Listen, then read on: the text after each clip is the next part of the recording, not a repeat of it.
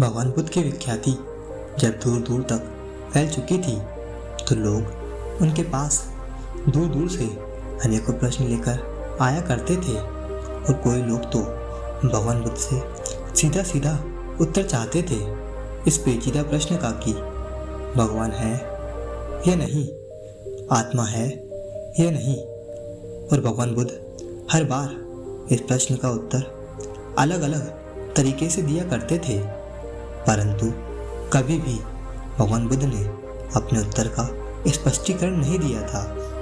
एक बार एक व्यक्ति काफ़ी समय से भगवान बुद्ध के प्रवचनों को सुन रहा था। वो व्यक्ति भगवान बुद्ध की इन बातों से बेहद ही प्रभावित था।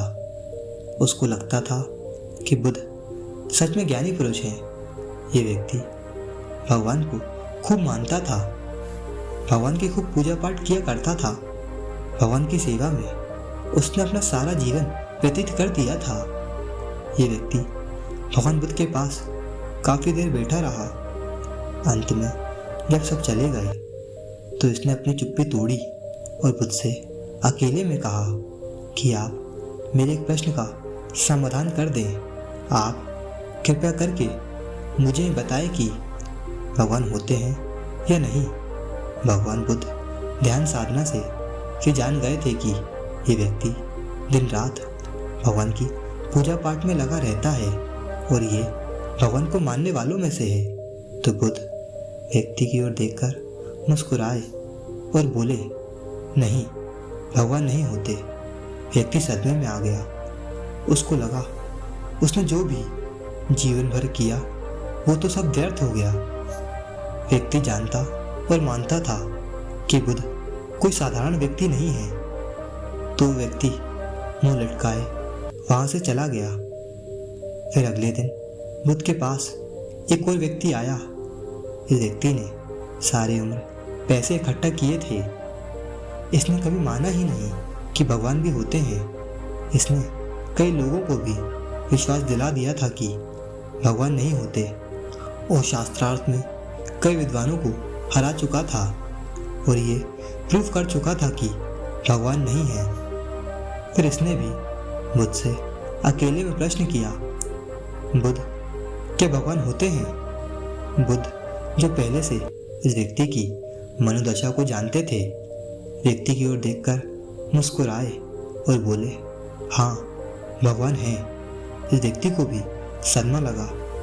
इसको भी लगा कि इसने तो अपनी पूरी जिंदगी ये साबित करने में लगा दी कि भगवान नहीं होते। इसका तो पूरा जीवन ही व्यर्थ हो गया। इस व्यक्ति को भी बुद्ध पर विश्वास था। यह व्यक्ति भी उत्तरा मुंह लेकर यहाँ से चला गया। उधर बुद्ध का एक शिष्य ये सब देख रहा था। आज वो बहुत ही भ्रमित हो गया। तो शिष्य ने बुद्ध से कहा, बुद्ध, आज और कल आपने एक ही प्रश्न के दो अलग अलग उत्तर क्यों दिए? मैं तो पूरी तरह अंदर से हिल चुका हूँ।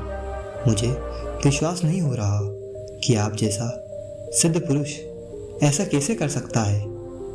आपने एक ही प्रश्न का अलग अलग दिन अलग अलग उत्तर कैसे दे दिया? जो भगवान कल तक नहीं था, आज वो कहाँ से पैदा हो गया? या तो भगवान है या नहीं है। अब सत्य क्या है? आप मुझे ये बताएं। बुद्ध फिर मुस्कुराए और बोले, जो उत्तर मैंने उनको दिया वो केवल उन दोनों के लिए ही था। तुम्हारा उन उत्तर से दूर दूर तक कोई लेना देना ही नहीं है और वो उनका ही उस समय का सत्य था। बुद्ध ने कहा, जो व्यक्ति कल आया वो सारी उम्र भगवान की पूजा पाठ करता रहा और अब जाकर मुझसे पुष्टि कर रहा था कि भगवान होते भी हैं या नहीं। उस व्यक्ति के मन में कुछ संदेह था। उसने कभी सच को जानने की कोशिश नहीं की। जो सुनी सुनाई बातें थीं उसको थोड़ा बहुत सच मानकर वो अपना जीवन व्यतीत करता रहा, परंतु उसने कुछ खोजने का प्रयास ही नहीं किया और उसकी खुद की आध्यात्मिक यात्रा तो कभी शुरू ही नहीं हुई। जिस भगवान की वो पूजा कर रहा था उसको तो उसके होने पर ही संदेह है। और जब मैंने उसको कहा कि भगवान नहीं है, तो कम से कम अब वो खुद के उत्तर की खुद की खोज तो शुरू करेगा। और इसके उल्टा जो व्यक्ति आज आया वो नास्तिक था।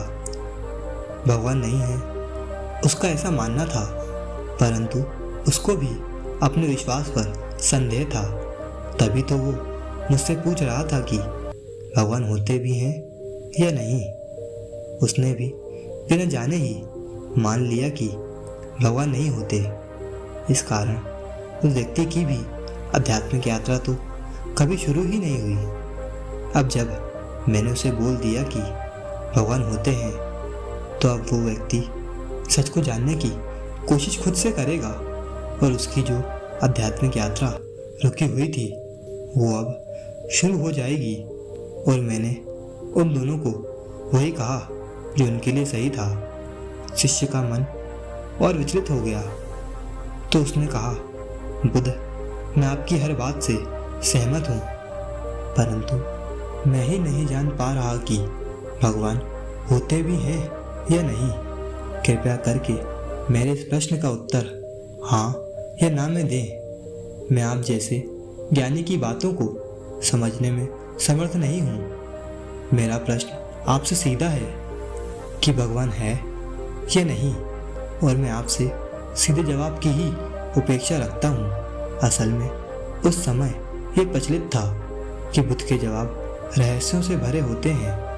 तो बुद्ध शिष्य की ओर देखकर मुस्कुराए और बोले, मैं तुम्हारे इस प्रश्न का उत्तर स्पष्ट जरूर दूंगा, परंतु इससे पहले मुझे तुमसे कुछ प्रश्न करना है। शिष्य बोला, बुद्ध, आप मेरी समस्या का समाधान कर दें, मैं आपके हर प्रश्न का उत्तर देने के लिए तैयार हूँ। तो बुद्ध ने अपना पहला प्रश्न शिष्य से किया, क्या तुम सूर्य को मानते हो? शिष्य का चेहरा उतर गया। उसको बुद्ध से ऐसे प्रश्न की उम्मीद ना थी। शायद शिष्य मन में ये सोच रहा था कि ये कैसा बचकाना सवाल है। फिर शिष्य बोला, सूर्य को तो हम रोज ही देखते हैं, तो सूर्य को मानने का तो प्रश्न ही नहीं उठता। अब बुद्ध ने पूछा, तो भगवान को मानने का प्रश्न आया ही क्यों?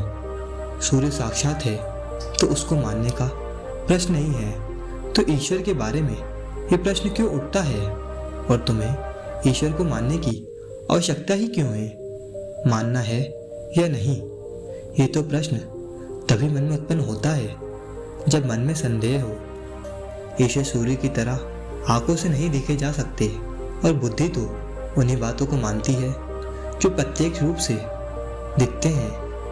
और भगवान हमें कभी इन साधारण आंखों से प्रत्यक्ष रूप से नहीं दिख सकते, और जो दिख जाए भगवान नहीं हो सकते।